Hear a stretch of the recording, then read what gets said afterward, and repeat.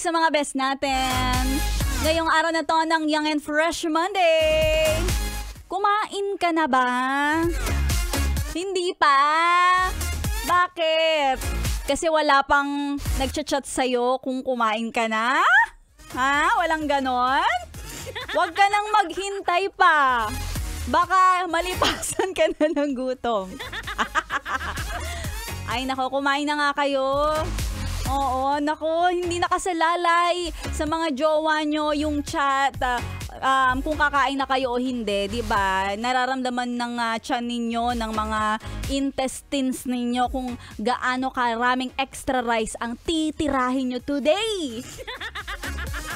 And speaking of mga nagsisipa ng halian, kayo ba, hindi ba nagiging isang malaking misteryo sa inyo yung unti-unting pagkaubos ng mga kutsara sa hindi sa hindi maintindihang kadahilanan? Nawawala yung mga kutsara, ang natitira lang mga tinidor. At kadalasan sa mga nawawala bes na kutsara, yun pa yung mga magaganda, yung pa yung mga matitibay, at yung naiiwan yung mga maninipis. Yung alam mong hindi kayang makipaglaban sa tigas ng karne. Di ba kahit nguyain mo ang tigas, kahit tinidurin mo, kutsarain mo, ang tigas pa din. Tapos bes, ang mangyayari, mababali pa yung kutsara. O di ba? So ang nangyari, kinamay mo na lang yung nilaga. Aray, ang sakit, nakakapaso. Paano kamayin yung nilaga? Nakakaloka. Nasa na kasi yung mga kutsara ninyo. Ewan ko, mapapabili na naman ako ng mga terno-terno. Ay nako, malamang kung wala sa kusina nyo yan, malamang nasa mga kwarto yan. Ha? Tanong mo dun sa mga taong nag-movie marathon this weekend. Yung mga yan kasi tinamad na lumabas ng kwarto. So, yung mga hugasin, yung mga kutsara, mga mangkok na iwan sa ilalim ng kama. Huli ka! Ayan. Sa mga best natin, paalala lang din na eto nga mga kutsara natin. Nasa loob lang ng bahay. Nawawala pa. Paano pa kaya yung jowa mo na laging wala sa bahay?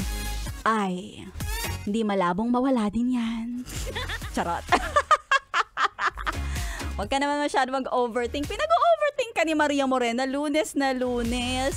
Sa mga kuya, etong mga nasa labas ng bahay lagi. Ayan. Well, wag niyong pagdudahan, lalong-lalo na kung ang trabaho ng asawa mo ay isang PUV driver. Ganyan talaga trabaho niya yan. Huwag ka magduda, te. Sana hindi ka na lang nagjowa o nag-asawa ng driver kung lagi ka nag-aalala kung nasa labas siya ng bahay. Ay nako, para sa'yo na alam kong loyal sa asawa. Mapapatunayan mo na loyal ka talaga. Hindi lang sa asawa mo, pati kay Maria Morena din. Show me your loyalty. Paano? Kapag ikaw ay tumutok sa oras ng programa ko, alam mo ba nagpapamigay ako ng 1,000 piso sa mga mamang tsuper, PUV driver, TNVS driver na nakatutok. At kapag sinuwerte ka nga naman na nabanggit ko ang birthday mo, kumaripas ka na ng takbo papunta sa MBC Building, Vicente Soto Street, CCP Complex, Pasay City para sa iyong papremyong hindi lang isa, dahil 2,000 piso ang makakamit mo ngayong araw na to sa ating Yes, It's Your Birthday promo. Yes, the best, it's your birthday. Yes, the best, it's your birthday.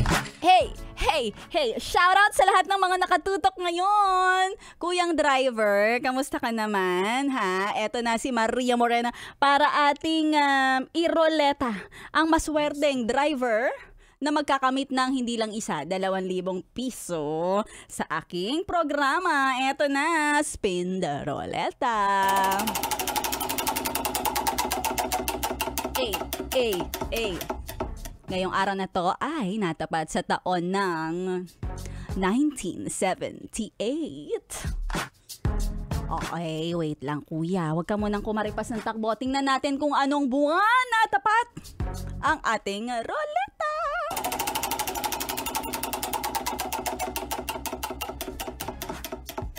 Oy, bakit zero?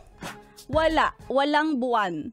So, ibig sabihin nun, ang hinahanap lang natin ay kuyang driver, PUV driver, na nagba-birthday sa taon ng 1978. Kahit anong buwan, kung maripas ka na ng takbo papunta sa akin dito sa 101.1, yes, the best.